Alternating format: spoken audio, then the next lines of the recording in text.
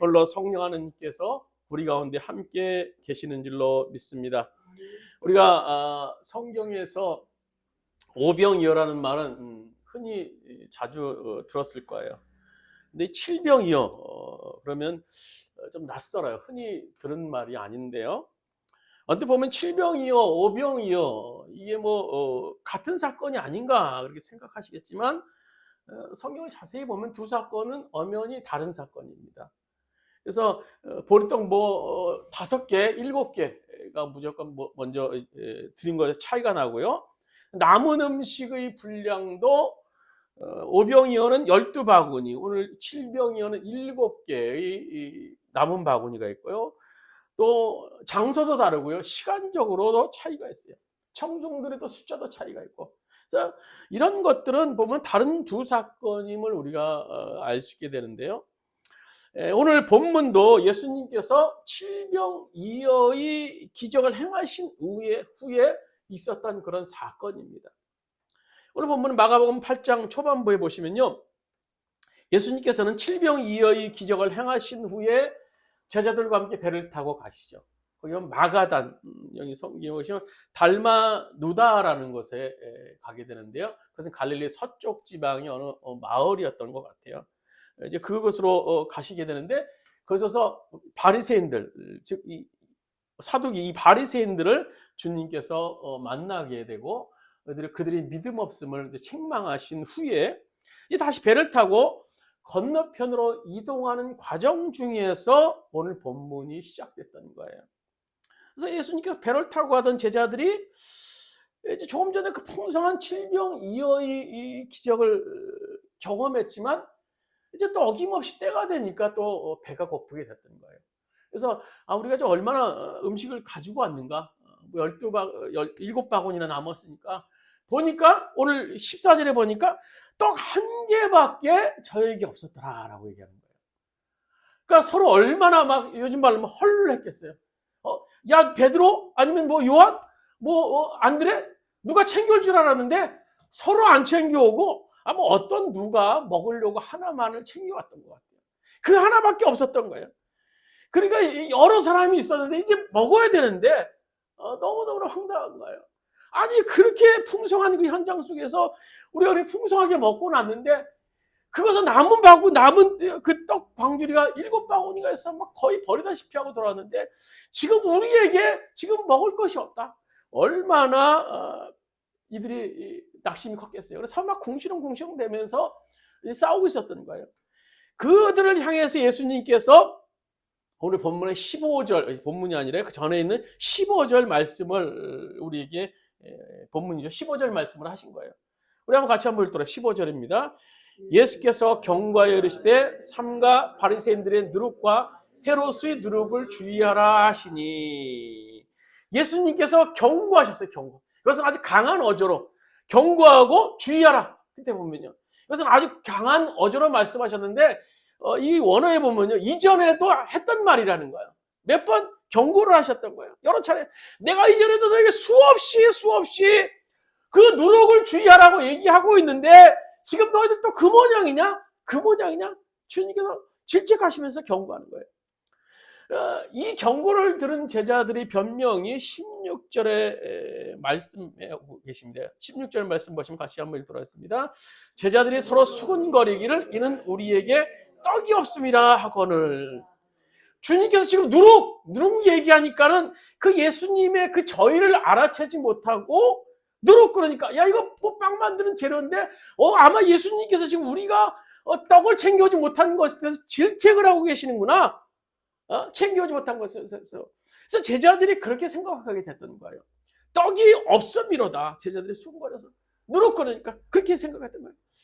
이전에도 이런 말씀을 예수님께서 여러 번 하셨고 지금도 주의하라고 경고하는데 제자들은 지금 자기들의 방식대로 그것을 듣고 있었던 거예요.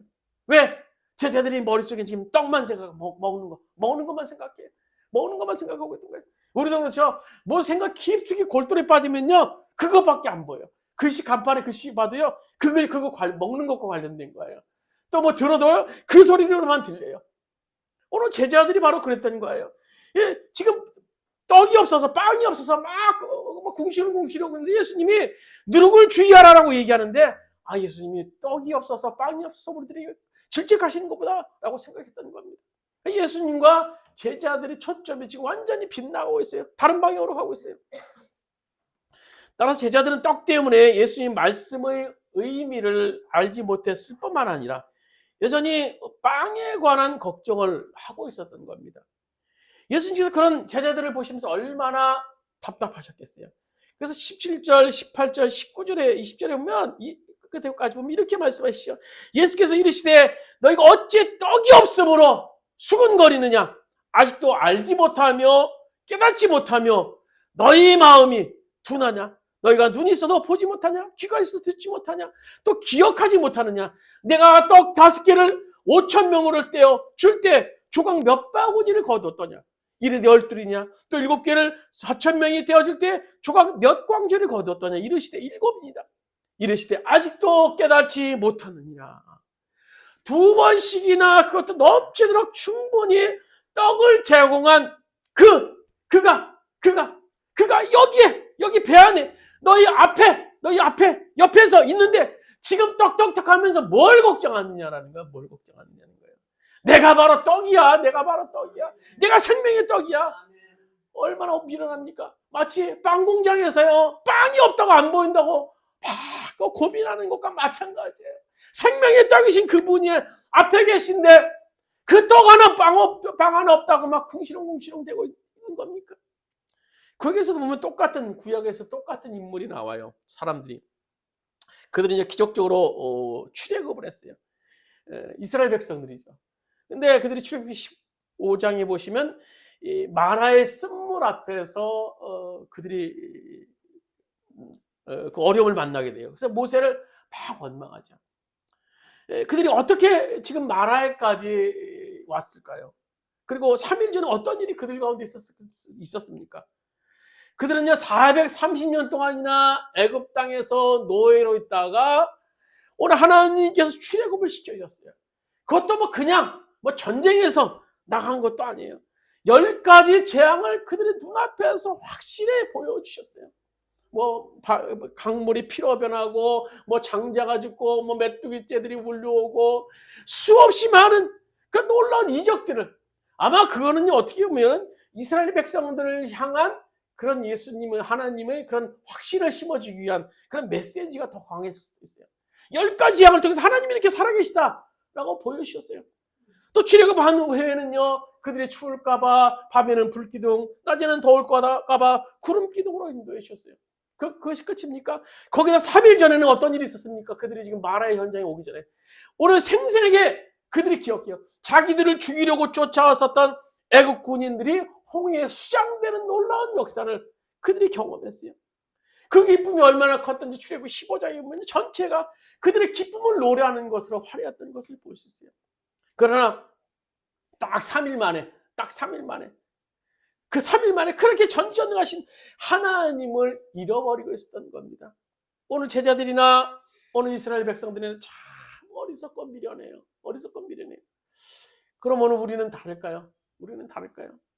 조그만 문제만 만나도 막 걱정하고 막 어떻게 해야 되나 저도 그렇고 우리들 역시 다를 것 없는 마찬가지 모습인 것 같아요. 제자들이나 오늘 이스라엘 백성들이나 사람이 문제 앞에서 우왕좌왕되는 그런 주님이 오늘 함께 하심에도 불구하고 주님이 옆에 있었던 제자들과 함께 하심에도 불구하고 오늘 걱정했던 제자들의 모습 그것이 바로 우리들의 모습인 것 같아요. 왜 그럴까요? 오늘 예수님께서는 그 원인을 2가지로 말씀해 주고 계세요. 15절에 보면 바리새인들의 누룩과 헤롯의 누룩을 주의하라 라고 말씀해 주고 계세요. 누룩이라는 것이 뭡니까? 영향력이죠. 아주 누룩은요 급속도로 빠르게 퍼집 속도로 굉장히 쫙 누르면 빨리 퍼지는 것이 누룩이라고 합니다. 이 누룩은 이 술이나 빵을 이제 발효시킬 때 사용하죠. 요즘은 이스트, 효모 이렇게 얘기를 하고 있는데요. 근데 성경은 이것이 빠르게 영향을 미치는데 좋은 것에 사용하는 것이 아니라 나쁜 영향력을 나타낼 때 누룩이라는 그런 말을 사용해요. 헤롯의 바리새인의 영향력, 또 이 헤롯의 영향력을 주의하라라고 말씀해 주고 계신 거예요. 제자들이 지금 염려하는 이유, 또한 우리가 지금 염려하는 이유는 오늘 예수님께서 말씀하신 것은 두 가지 때문이라는 거예요. 두 가지 영향력 때문에. 하나는 바리새인의 누룩. 바리새인의 누룩이 도대체 뭡니까? 오늘 누가복음 12장 우리 1절 말씀, 우리 주보에 있는 말씀 한번 같이 한번 읽도록 하겠습니다. 바리새인의 누룩이 뭔가를 기록하고 있어요. 그동안에 무리 수만 명이 모여 서로 밟힐 만큼 되었더니 예수께서 먼저 제자들에게 말씀하여 이르시되 바리새인들의 누룩 곧 외식을 주의하라. 외식이 뭡니까? 바깥에서 음식 먹는 게 아니고요. 형식주의. 겉만 반지르르르르하게 하고 내용은 없는 것. 제자들아, 형식적인 신앙생활을 경계하라라고 얘기하는 거예요. 경계하는. 내용 없는 신앙생활을 경계하라. 형식주의와 신앙생활에 빠지면, 형식주의와 외식주의 신앙생활에 빠지면요, 내용이 없어서 신앙생활하게 되면요, 내용이 없는 신앙생활하게 되면 주님을 볼 수 없어요. 형식은요, 내용을 대신할 수 없게 되는 겁니다. 오늘 성경에 보면 예수님께서는 이 바리새인들의 이 외식적인 신앙에 대해서 수없이 질책하셨어요. 형식적인 내용이 없는 그들의 신앙, 여러 것을 볼 수 있는데요. 내용은요, 겉만 번지르르한 것. 그래서 그 꾸미는데 열심히 있는 것, 겉만 꾸미는데. 그래서 이들은 형식에 자기 목숨을 바칠 정도로 아주 형식에 치중했던 사람들이 바리새인들입니다. 그래서 누가복음 11장에 보시면요, 예수님께서 이 바리새인의 이 점심 식사에 초대받아 가셨어요. 그런데 이제 손을 씻지 않고 그냥 들어가서 앉으셨습니다. 근데 갑자기 분위기가 쏴해져요. 거기 여러 바리새인. 그리고 예수님을 막 이상한 눈으로 막 째려보는 거예요. 그러니까 예수님께서 정결의식을 어겼다라는 거예요. 정결의식으로. 물론 사정이 있으셔서 식탁에 그냥 앉으셔서 식사를 하셨겠죠. 근데 그 하나를 가지고 갑자기 분위기가 쎄해지는 거예요. 바리새인들은 음식을 먹기 전에는 반드시 손을 씻는 것을 종교적 의식으로 오늘 정해놓았어요. 그것도 법칙이 있어요. 그냥 막 아무 데나 가서 막 손 씻는 것이 아니라 그 책에 보니까요, 물은 계란 하나 반 정도를 이제 상대방이 어떤 사람이 쏟아지면 받아서 손끝부터 손가락 끝까지 이제 쑥 적시고, 그리고 각자 손을 주먹 져서 이렇게 또 하나씩 또 닦아야 되고요.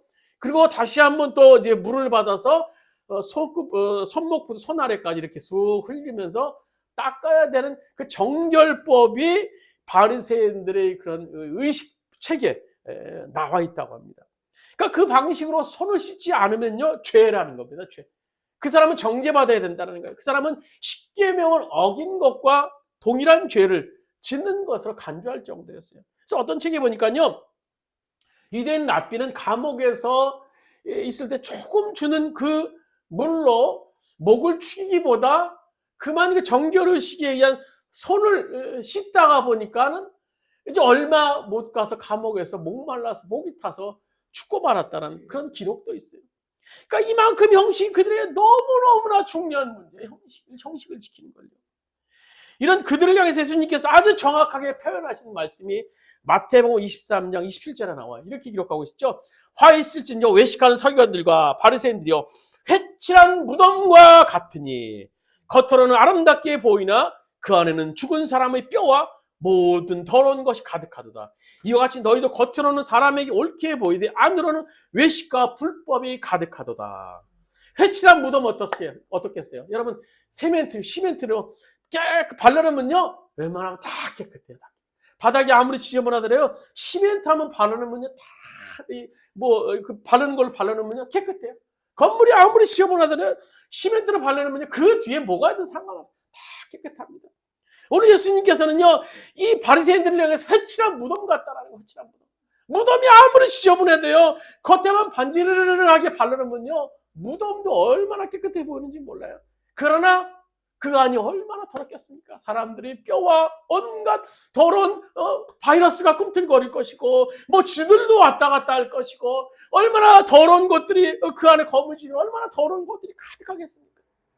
그러나 바리새인들은요, 겉만 번지르르 하면 된다는 거예요. 형식주의에 빠져서 그냥 내가 종교적인 어떤 의식만을 행하면 내가 다라고 여겼던 겁니다. 종교적인 행위는 열심이지만 자신이 얼마나 끔찍한 죄인인지를 바리새인들은 알지 못했어요. 그래서 메시아이신 예수님, 그 예수님, 절대적인 예수님을 향한 마음이 없었어요. 예수님은 보지 못했습니다. 예수님이 함께함에도 보지 못했어요. 그리고 예수님을 끊임없이 저주했던 사람들이 바로 바리새인들이에요. 두 사람이 기도하러 성전에 올라갑니다. 한 사람은 주님께 감사의 기도를 드려요. 주님 감사합니다. 저는요 일에 2번씩 금식하고 또 토색 불이 가늠하는 저 못된 저 세리와 같지 않습니다. 저는요 2번씩 금식하고 또 소득의 11조를 드리고 저는 종교적 생활을 이렇게 열심히 합니다. 저는 율법을 철저히 지키는 사람입니다.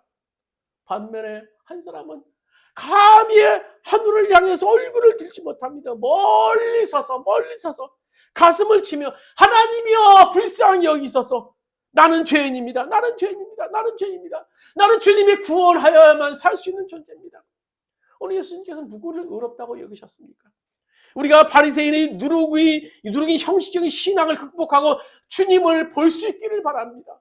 오늘 우리가 주님을 볼 수 있어야 돼요. 그러기 위해서는요, 먼저 내 자신을 늘 주님의 십자가 앞에 세워야 됩니다. 그리고 내 자신이 십자가 앞에서 얼마나 내 자신이 끔찍한 죄인인가, 나 때문에 얼마나 그분이 이렇게 고통을 당하셨는가. 그래서 나는 절대적인 구원이 필요한 존재라는 사실을 우리가 자각할 수 있어야 돼요. 왜 예수님께서는 제자들에게 형식주의의 신앙인 이 바리새인의 누룩을 주의하라고 경고하셨을까요?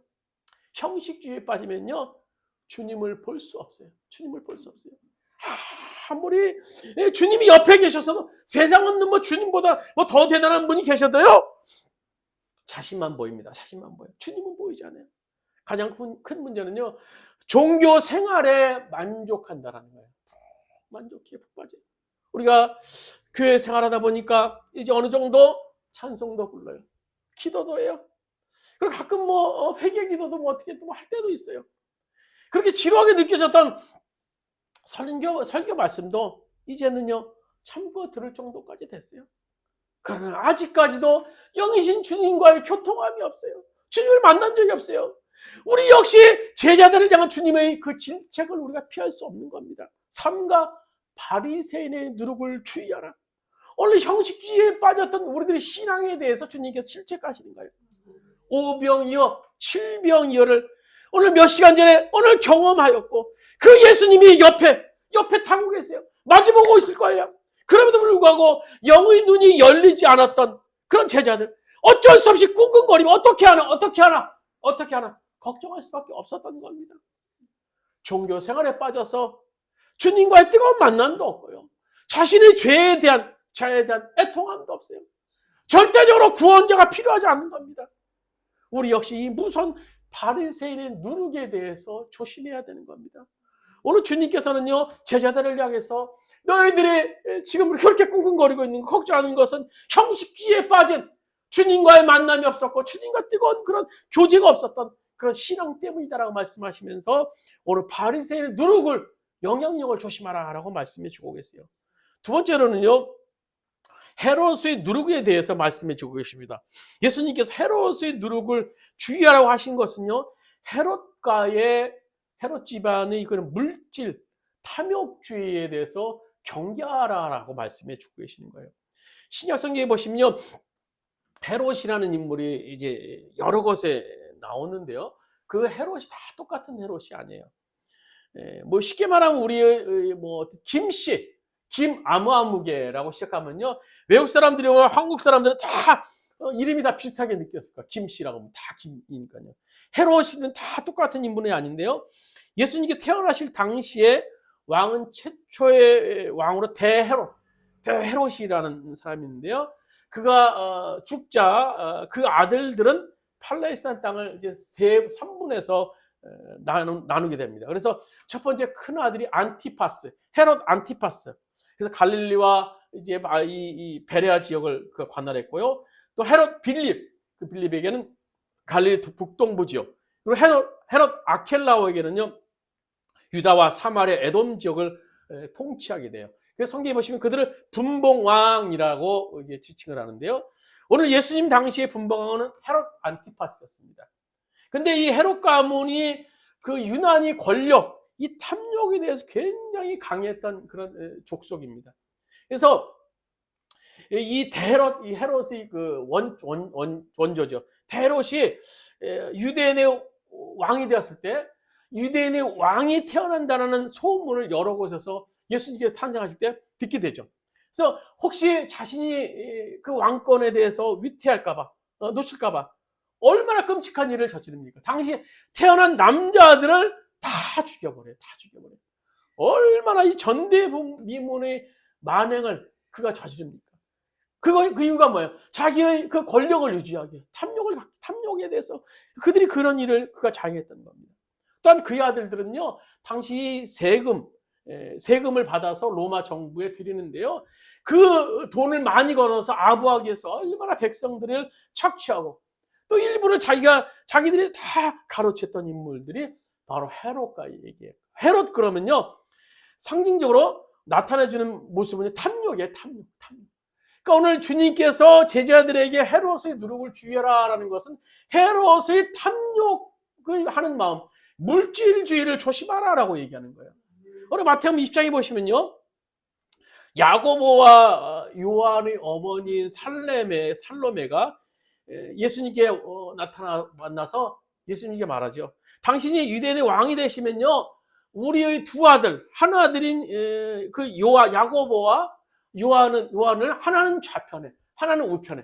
이 얘기 뭐예요? 좌의정 시켜주시고 우의정 시켜주십시오라고 얘기하는 거예요.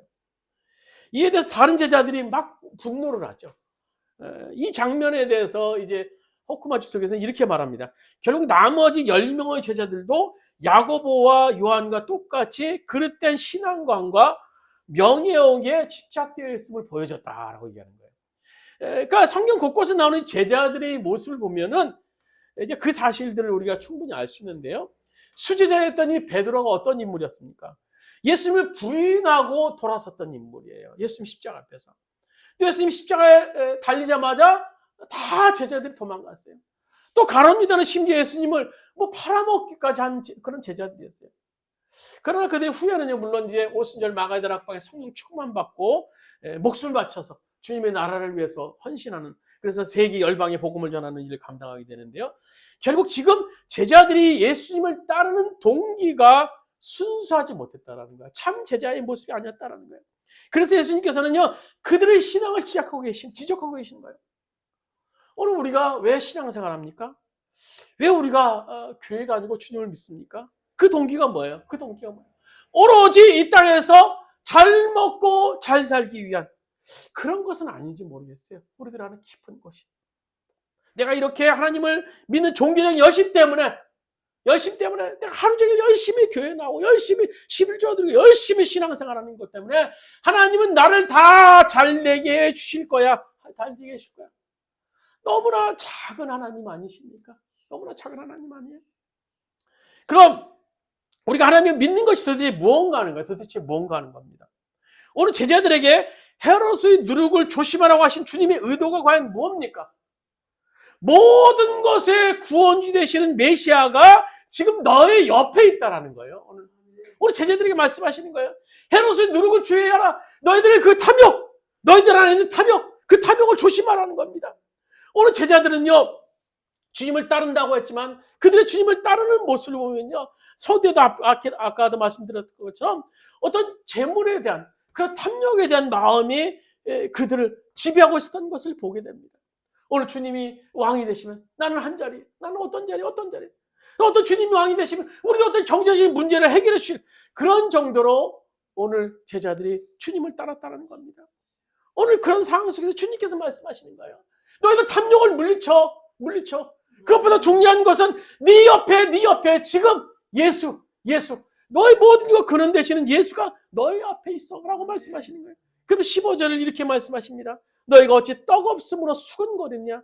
아직도 알지 못하며 깨닫지 못하며 너희 마음이 둔하냐? 너희 마음이 둔하냐? 알지 못하냐? 깨닫지 못하냐? 너희 마음이 왜 이렇게 둔하냐? 그러면서 주님께서 이 누룩에 대해서 말씀하셨던 겁니다. 우리가 하나님을 믿는다는 것은요, 하나님이 우리와 늘 함께 하신다는 사실을 믿는 거예요. 그 사실을 믿는 거예요. 오늘 18절, 19절 이렇게 계속 말씀하시죠. 너희가 눈이 있어도 보지 못하며 귀가 있어도 듣지 못하느냐? 또 기억하지 못하느냐? 내가 떡 5개를 5,000명으로 떼어줄 때 조각 몇 바구니를 거두었더냐? 이르되 12이니라. 또 7개를 4,000명으로 떼어줄 때 조각 몇 광지를 거뒀더냐? 이르되 7이니라. 이르되 아직도 깨닫지 못하느냐? 못하느냐? 제가 아마 성경을 썼으면 더 붙였을 거예요. 이 바보 멍텅구리들아. 이 바보 멍텅구리들아. 그 현장을 지금 니네들이 봤잖아. 지금 조금 전에, 몇 시간 전에 내가 그 보리떡 5개와 물고기 2마리, 보리떡 7개와 물고기 2마리로 그렇게 많은 사람을 먹였는데도 지금 떡떡떡 하며 이거 하고 있느냐. 이 바보 멍텅구리들아. 멍텅구리들아. 주님이 옆에 계심에도 불구하고 오늘 몰랐던 이 제자들의 그 어리석음, 그것이 오늘 우리들의 모습이에요. 말씀을 맺도록 하겠습니다. 예수님께서 자신을 따르면서도 여전히 먹는 문제에 대해서 걱정하는 제자들을 안타깝게 여기셨어요. 그것도 방금 전에 놀라운 그 기적. 아마 예수님께서는요, 성경에 기록된 것은 2번이지만요, 아마 수없이 여러 차례, 아마 오병이의 기적보다 더 놀라운 그런 먹는 문제에 대해서 해결하셨을 거예요. 그 방금 전에 놀라운 기적을 목격했고 그 기적을 행한 분이 옆에 있음에도 불구하고 똑똑 하는 제자들에 대해서 기가 찰 정도였을 거예요. 오늘 우리 역시요, 성경에 기록된 놀라운 사실들이 오늘 우리에게 있습니다, 여러분. 몇 시간 전에 제자들에게 경험했던 사건보다 더 생생하게 성경은 우리를 예수님께로 인도하고 있어요. 더 많은 놀라운 사건들이 성경에 기록되어 있어요. 그 생생한 기록들, 그 기록들이 우리들에게 있어요. 그럼에도 불구하고 오늘 우리들은 왜 떡떡떡하며 걱정하며 살고 있습니까? 우리들의 신앙이 왜 그 모양입니까? 왜 그 모양일까요? 예수님께서 말씀하십니다. 바리새인의 영향력을 주의하라. 헤롯의 영향력을 주의하라. 그만 형식적인 신앙을 버리고 주님을 구원주로 모시라는 겁니다. 바리새인처럼 형식적으로 신앙생활하지 말고 뜨겁게 주님과 만나고 주님 앞에 나가서 내가 주님을 절대적으로 필요한 존재임을 깨닫고 주님을 구원주로 모시라는 겁니다. 또 이 땅에 구원하는 모든 것들이 물질이 아니라 너를 구원할 수 있는 것이 물질이 아니라 탐욕을 버리고 주님을 따르라는 겁니다. 그것이 너희들이 살 길임을 오늘 말씀해 주고 계신 겁니다. 여러분, 지금 우리는 어려운 시대를 살고 있습니다. 그렇지만 주님이 우리의 메시아가 되신다면, 우리의 구원주가 되신다면 우리 걱정하지 맙시다. 그만 떡떡떡하고 살지 맙시다. 주님이 우리와 동행하시는데, 오늘 말씀 안에 66권에 기록된 그분이 우리와 동행하시고 우리와 함께 하시는데 우리가 왜 걱정하겠습니까? 우리 바리새인들을 향한 말씀, 또 헤롯을 향한 오늘 이 말씀은 우리들 향한 말씀을 기억하면서 오늘도 그 말씀 부여잡고 오늘도 승리하는 여러분 되시기를 주님의 이름으로 축원드립니다. 오늘 우리 말씀을 생각하시면서 잠시 합심해서 한번 기도드리시겠습니다. 오늘 주님, 우리 가운데 함께하여 주시옵소서. 우리와 동행하여 주시옵소서. 오늘도 정말 우리가 헤롯의 누룩, 오늘 바리새인의 누룩을 주의하면서 정말 동행하시는 주님을 바라볼 수 있는 눈, 그 마음 우리도 갖게 해달라고. 오늘도 절대적인 구원주가 필요하다는 사실을 우리가 자각하면서 형식주의에 벗어나고 오늘도 물질주의에 벗어나서 주님 만나는 역사가 우리 가운데 있게 해달라고 우리 주여 한 번에 취합심해서 통성으로 기도드리시겠습니다. 주여 아버지 하나님, 주님을 바라보기를 원합니다.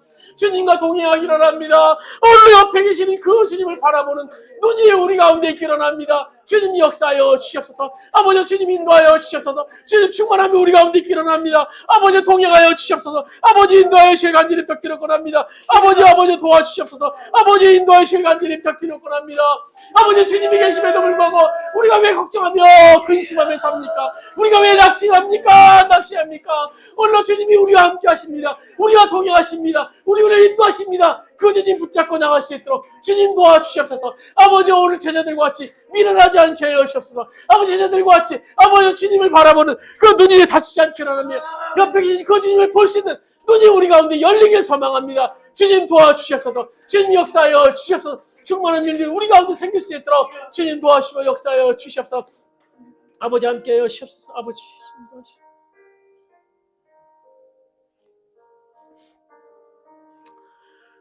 오늘 성경에 나오는 제자들의 모습이 오늘 우리들의 모습입니다. 주님, 얼마나 우리가 걱정하며 삶을 살고 있습니까? 그 문제로 인해서 얼마나 궁시렁궁시렁하면서 어떻게 하나 우리가 살고 있습니까? 오늘 보리떡 5개, 또 물고기 2마리, 보리떡 7개, 물고기 2마리로 수없이 많은 사람을 먹이고 또 여러 광주를 남긴 그런 주님의 놀라운 기적의 현장을 목격한 제자들이었지만 지금 돌아서서 또 먹는 것까지 고민하고 있는 그런 미련한 제자들의 모습을 우리가 목격합니다. 이것이 우리들의 모습입니다. 주님, 우리들의 믿음 없음을 용서하여 주시옵소서. 우리들의 믿음 없음을 용서하여 주시옵소서. 우리가 주님을 믿는다고 하고 있지만 오늘 우리들의 믿음이 형식적인 신앙은 아닙니까? 형식적인 믿음은 아닙니까? 정말 우리의 구원자 되신 주님이 필요하다고 생각하는 그런 절대 주권 주님을 바라보는 그런 믿음이 우리들에게 없진 않습니까? 주님이 용서하여 주시옵소서. 우리들의 믿음을 없음을 용서하여 주시옵소서. 주님만이 우리의 구원 주시고 주님만이 우리들이 어려움에서 해결해 주신 그분이시고 그분이 우리들이 옆에 계시다는 사실을 오늘 성경 말씀을 통해서 우리가 믿을 수 있는 우리들이 믿음이 될 수 있도록 인도하여 주셔서 오늘 탐심을 극복하고 물질주의를 극복하고 주님을 바라보면서 주님만이 우리 구원자임을 고백하는 우리들의 삶이 될 수 있도록 주 인도하여 주시옵소서.